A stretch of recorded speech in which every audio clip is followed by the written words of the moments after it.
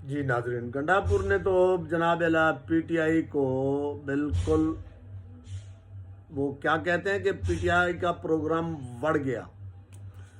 और किसने बढ़ाया? गंडापुर ने।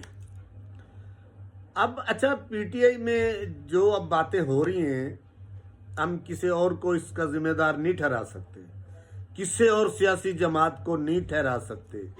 अब जो पीटीआई के ऊपर बातें हो रही हैं तो पीटीआई के अंदर के लोग कर रहे हैं, या इनके यूट्यूब पर जो बाहर बैठे हैं वो कर रहे हैं।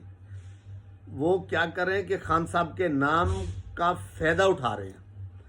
खान साहब के नाम का फायदा कैसे उठा रहे हैं? वो खान साहब की खबरें लगाते हैं जिन खबरों का हकीकत से कोई वास्ता ही नहीं होता।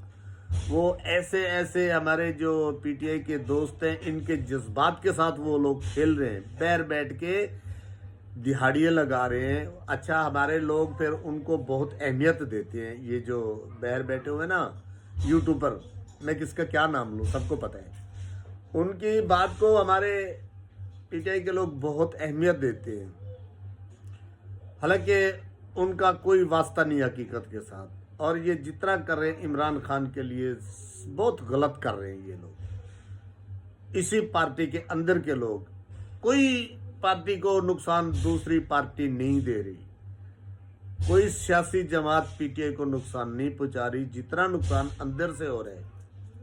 अब कल जो गंडापुर ने इंकशाफ किए आपने सुन लिए होंगे। गंडापुर ने टोटल अपनी पार्टी पे मलबा गिरा दिए। अब कुछ लोग कहते हैं जी ये पार्टी के खिलाफ क्यों बोल रहे हैं? इसलिए बोल रहे हैं कि इसको पार्टी से निकाला था, ये सॉरी सीएम की सीट से उतारा था। लेकिन वो बात नहीं लग रही। जो गंडापुर कह रहे बिल्कुल सही कह रहे हैं, क्योंकि इनके पार्टी के लोगों के आप बयान तो सुन के देखो। अच्छा, अब दूसरा, ये पिशावर में जो इन्होंने एक रास्ते बंद किए हुए हैं, टोटल अपने लिए खुद गड्ढे खोद रहे हैं। कई बंदे मारे गए हैं यार, कोई एम्बुलेंस में मारी गई है, कोई औरत है वो मारी गई है। कई कहने वाले तो ये भी कह रहे हैं, कुछ चैनलों पे चल रही थी खबर, 10 अफराद मारे गए हैं। उन 10 का चलो, अगर 10 ही मारे गए हैं तो उनका क्या कसूर था यार? अभी तक रास्ते इन्होंने बंद किए हुए हैं, अभी तक इन्होंने रास्ते बंद किए हुए। ये खान साहब के लिए कोई अच्छा नहीं कर रहे, ये खान साहब को मजीद फंसा रहे। एक केस खत्म नहीं होता, दूसरे केस हो रहे हैं पार्टी पे, और केस हो रहे हैं पार्टी पे।